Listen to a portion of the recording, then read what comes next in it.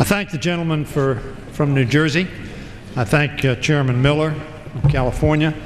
I thank my friend Mr. McKeon as well for the consideration of this debate.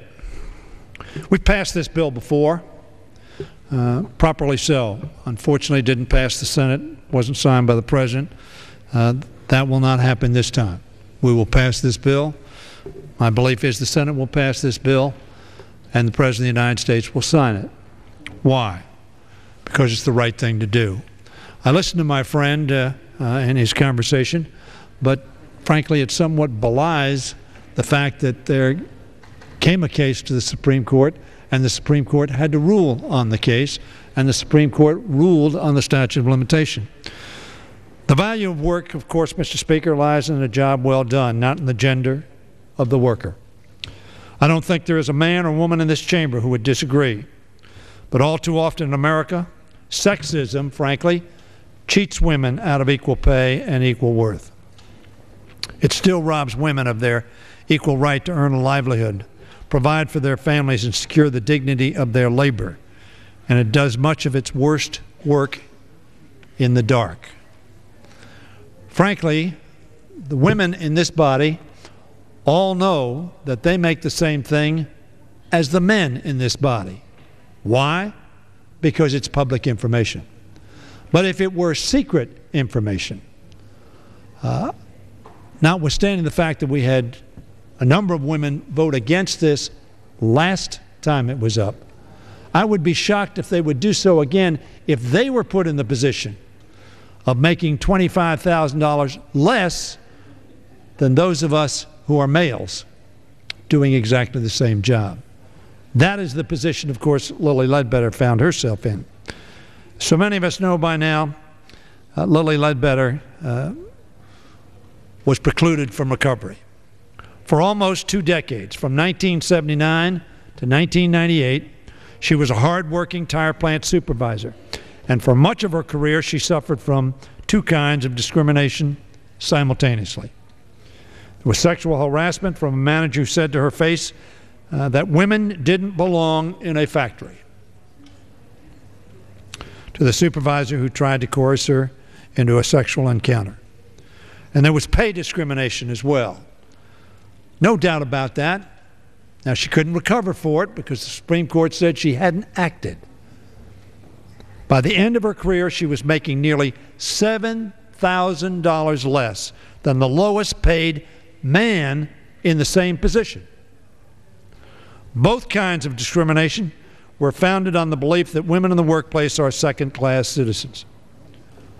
I hope there are no women in America who believe that, and I would hope there are no men in America who believe that. I say that as the father of 3 women, the grandfather of 2 granddaughters, and the great-grandfather of a 2-year-old young woman.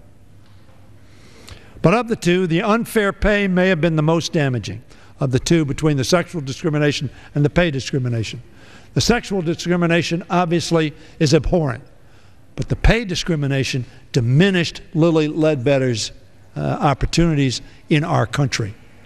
There's a lot said on this floor about it's their money and they know how to spend it better. And we talk about that in terms of tax bills. It's their money and they know how to spend it better.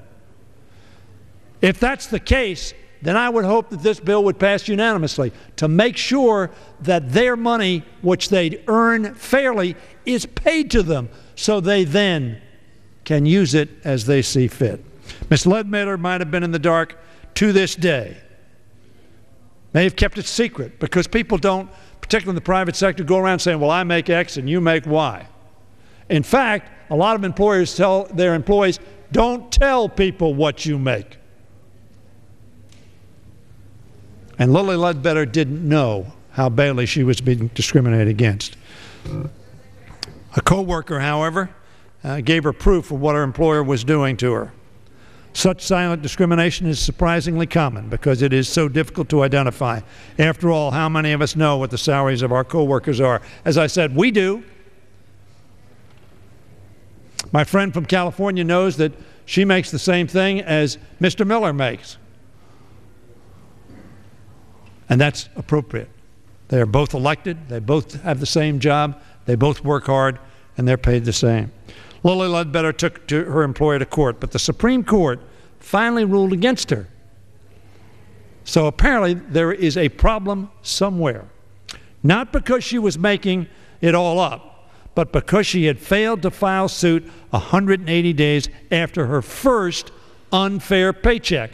Now that adopts the premise that the subsequent paychecks somehow were not a violation of law. They were. Every time she was paid discriminatorily, it was another violation of law. And in fact, the 180 days should have run from the last violation of the law, which of course was the last time she was paid in a discriminatory fashion. You have 6 months to find out you're being paid unfairly, or you're out of luck for a lifetime. The court's flawed ruling ignored the real-world facts of discrimination and had the potential to harm thousands of women, indeed hundreds of thousands of millions of women, and their children and their families and our communities and society, leaving victims of pay discrimination without any recourse. As Justice Ginsburg said, and put it in her strong dissent, and I quote, "Pay disparities often occur in small increments. Cause to suspect that discrimination is at work develops only over time. Comparative pay information, moreover, is often hidden from the employee's view. Small initial discrepancies may not be seen to meet the federal case, particularly where the employee trying to succeed in non-traditional environment is adverse to making waves." That's what Justice Ginsburg said. So apparently Justice Ginsburg thought there was a problem to which we ought to respond, which is what's happening today. The ball, Ginsburg concluded, is in Congress's court. The legislature may act to correct this court's parsimonious reading. That is what we are doing today. That is the right thing to do for our country. It's the right thing to do for women. It's a right thing to do for our families. And that is the aim of the Lilly Ledbetter Fair Pay Act. This bill gives employees a fair time limit to take action against discrimination. The 180-day limit will still stand, but the clock is reset after each violation of the law, as it should be, not simply the first one. And that change fits our common sense understanding of pay discrimination. It is not a single act, but an ongoing practice that is renewed every time the employer signs an unfair paycheck. Madam Speaker, pay discrimination anywhere is an attack on the dignity of every woman in every workplace in America. When workers face unfair pay, they should find us standing by their side, not throwing up technicalities and roadblocks on the way to equality. For that reason, I urge every one of my colleagues, male and female, representatives of all the people who ought to have equal opportunity under the law. This accomplishes that objective. Vote for this important piece of legislation. I yield back the balance of my time.